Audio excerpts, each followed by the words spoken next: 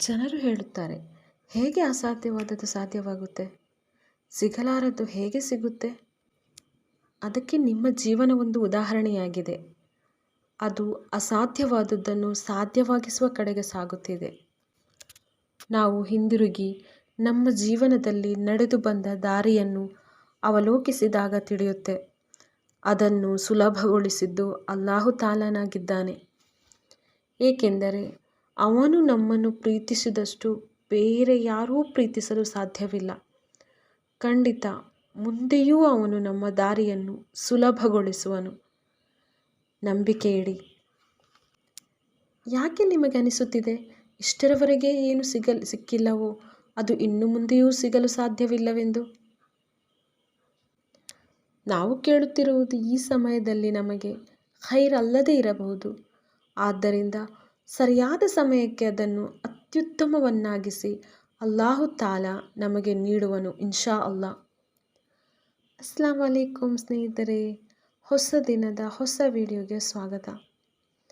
ಎಲ್ಲರ ಜೀವನದಲ್ಲೂ up and downs ಬಂದೇ ಬರುವುದು ಸಹಜ. ಎರಡನ್ನೂ ಸಮಾನಾಗಿ ತೆಗೆದುಕೊಂಡು ಮುನ್ನಡೆಯುವುದೇ ಜೀವನ. ಇದರಿಂದ ಅಲ್ಲಾಹನ ಸಹಾಯನೂ ನಮಗೆ ಸಿಗುವುದು. ಯಾ ಲತೀಫು ಎಂಬ ಅಲ್ಲಾಹನ ನಾಮದಿಂದ ಉಂಟಾದ ಮಿರಾಕಲ್ಸ್ನ ಕೇಳೋಣ ಬನ್ನಿ. ನನ್ನದು ಅತ್ತೆ, ಮಾವ, ಗಂಡ ಹಾಗೂ 2 ಮಕ್ಕಳಿರುವ ಸುಂದರವಾದ ಕುಟುಂಬ. ಮಕ್ಕಳಿನ್ನೂ ಚಿಕ್ಕವರು. ವೆಲ್ ಸೆಟಲ್ಡ್ ಫ್ಯಾಮಿಲಿಯಾಗಿತ್ತು ನನ್ನದು. ನನ್ನ ಗಂಡನ ಜಾಬ್ ಔಟ್ ಆಫ್ ಕಂಟ್ರಿಯಲ್ಲಾಗಿತ್ತು. ಯಾವುದಕ್ಕೂ ಕೊರತೆ ಇರಲಿಲ್ಲ. ಹೀಗೆ ನಮ್ಮ ಬಳಿ ಯಾರಾದರೂ ಸಹಾಯ ಬಯಸಿ ಬಂದರೆ ಅವರನ್ನು ಬರಿಕೈಯಲ್ಲಿ ಕಳಿಸುವ ಮಾತೇ ಇರಲಿಲ್ಲ. ಅವರು ಬಯಸಿದಷ್ಟು ಅಲ್ಲದಿದ್ದರೂ ನಮ್ಮಿಂದ ಸಾಧ್ಯವಾದ ಸಹಾಯ ಖಂಡಿತ ಮಾಡುತ್ತಾ ಇದ್ದೆವು. ಇದು ಕೆಲವು ಜನರಿಗೆ ಇಷ್ಟ ಆಗುತ್ತಿರಲಿಲ್ಲ. ಹಾಗೆಂದು ಅವರು ಹೊರಗಿನವರಲ್ಲ, ಬದಲಾಗಿ ಫ್ಯಾಮಿಲಿ ಮೆಂಬರ್ಸೇ ಆಗಿದ್ದರು. ಹೀಗೆ ಹೋಗುತ್ತಿದ್ದ ನಮ್ಮ ಲೈಫ್ನಲ್ಲಿ ಬರುತ್ತಾ ಒಂದೊಂದೇ ಪ್ರಾಬ್ಲಮ್ಸ್ ಬರಲು ಶುರುವಾಯಿತು. ಕಾರಣವಿಲ್ಲದೆ ಹಸ್ಬೆಂಡ್ ಊರಿಗೆ ಬರುವುದು, ಹಿಂದಿರುಗಲು ಮನಸ್ಸಿಲ್ಲದಿರುವುದು. ಹೀಗೆ ಒಂದೇ ವರ್ಷದಲ್ಲಿ 3-4 ಸಲ ಊರಿಗೆ ಬಂದಿದ್ದರು. ಅವರಿಗೆ ಆ ಜಾಬ್ಗೆ ಹೋಗಲು ಮನಸ್ಸೇ ಇಲ್ಲದೆ ಊರಿನಲ್ಲೇ ಉಳಿದರು. ಊರಿನಲ್ಲಿಯೂ ಯಾವುದೇ ಕೆಲಸವನ್ನು ಟ್ರೈ ಮಾಡದೆ ಮನೆಯ ಹೊರಗಡೆನೇ ಬರುತ್ತಿರಲಿಲ್ಲ. ನಾವು ಕೂಡ ಸ್ವಲ್ಪ ದಿನದ ಮೇಲೆ ಸರಿಯಾಗಬಹುದು, ಏನೋ ಕೆಲಸದ ಒತ್ತಡದಿಂದ ಡಿಪ್ರೆಸ್ ಆಗಿದ್ದಾರೆ ಅಂದುಕೊಂಡಿದ್ದೆವು. ಹೀಗೆ ದಿನ ಕಳೆಯುತ್ತಾ ಇತ್ತು. ಮೊದಲು ಇದ್ದ ಗೋಲ್ಡ್ ಒಂದೊಂದಾಗಿ ಮಾರಾಟ ಮಾಡಿ ಮನೆ ಖರ್ಚು ನಿಭಾಯಿಸಿದೆವು. ಇದರ ನಡುವೆ ಅಲ್ಲಾಹನ ಅನುಗ್ರಹದಿಂದ ನಮಗೆ ಹೆಣ್ಣು ಮಗುವೊಂದು ಜನಿಸಿತ್ತು. ಸ್ವಲ್ಪ ಮಟ್ಟಿಗೆ ಟೆನ್ಷನ್ ಮರೆತರೂ ಎಲ್ಲ ಖರ್ಚು ನಿಭಾಯಿಸುವುದು ಕಷ್ಟ ಆಯಿತು. ಈಗ 2 ವರ್ಷಗಳೇ ದಾಟಿ ಹೋದವು. ಈ 2 ವರ್ಷಗಳ ಕಾಲ ಮನೆಯಲ್ಲಿ ಯಾವುದೇ ಆದಾಯ ಇಲ್ಲದೆ ಇರುವುದೆಲ್ಲ ಖಾಲಿಯಾದಾಗ ಇರುವ ಮನೆಯನ್ನೇ ಮಾರಾಟ ಮಾಡಬೇಕಾಯಿತು. ಆ ಟೈಮ್ನಲ್ಲಿ ನಾವು ಪಟ್ಟ ಸಂಕಷ್ಟ ಅಷ್ಟಿಷ್ಟಲ್ಲ. ಯೋಚಿಸಿ ಸ್ನೇಹಿತರೆ, ಮನೆಯ ದುಡಿಯುವ ಗಂಡಸು 2 ವರ್ಷಗಳ ಕಾಲ ಮನೆಯಲ್ಲೇ ಕುಳಿತಿದ್ದರೆ ಆ ಮನೆಯವರ ಪರಿಸ್ಥಿತಿ ಏನಾಗಬೇಡ.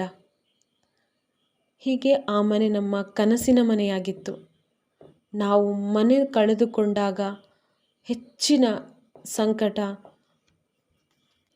ಪಟ್ಟಿದ್ದೆವು.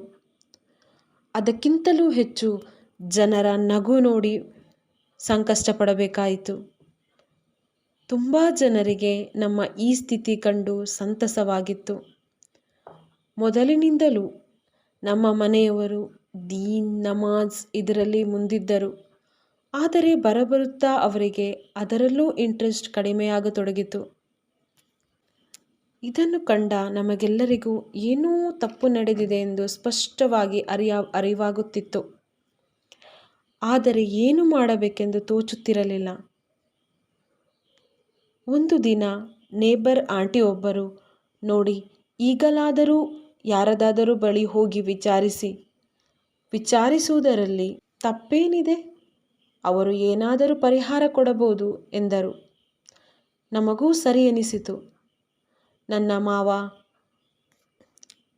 ದಿನಲೂ ಹೋಗುತ್ತಿದ್ದ ಮಸೀದಿಯ ಉಸ್ತಾದರೊಂದಿಗೆ ಇದರ ಬಗ್ಗೆ ಮಾತನಾಡಿದರು. ಅವರ ಬಳಿ ನಡೆದುದೆಲ್ಲವನ್ನೂ ಹೇಳಿದಾಗ ಅವರೆಂದರು, ಕೊಡುವವನೂ ಕಿತ್ತುಕೊಳ್ಳುವವನೂ ಅಲ್ಲಾಹನಾಗಿದ್ದಾನೆ. ಈಗ ನಿಮ್ಮನ್ನು ಪರೀಕ್ಷಿಸುತ್ತಿದ್ದಾನೆ. ಯಾರು ಏನೇ ಮಾಡಿದರೂ ಅವನ ತೀರ್ಮಾನವಿಲ್ಲದೆ ಏನೂ ನಡೆಯಲು ಸಾಧ್ಯವಿಲ್ಲ. ನೀವು ಅನುಭವಿಸುವಷ್ಟು ಅನುಭವಿಸಿ ಆಗಿದೆ. ಈಗ ಸಬರ್ನಿಂದ, ತವಕ್ಕುಲ್ ಮಾಡಿ, ಯಕೀನ್ನಿಂದ ಯಾ ಲತೀಫು ಎಂಬ ಅಲ್ಲಾಹನ ನಾಮವನ್ನು ಎಷ್ಟು ಸಾಧ್ಯವೋ ಅಷ್ಟು ಮನೆಯವರೆಲ್ಲ ಓದಿ ಅಲ್ಲಾಹನ ಬಳಿ ದುವಾ ಮಾಡಿ. ಇನ್ಶಾ ಅಲ್ಲಾ ಎಲ್ಲ ಖೈರ್ ಆಗಬಹುದು ಎಂದರು. ನಾವು ಹಾಗೆಯೇ ಯಾ ಲತೀಫು ಓದಲಾರಂಭಿಸಿದೆವು. ಅಲ್ಹಮ್ದುಲಿಲ್ಲಾ, ನಿಧಾನವಾಗಿ ನಮ್ಮ ಮನೆ ಪರಿಸ್ಥಿತಿ ಸುಧಾರಿಸತೊಡಗಿತು.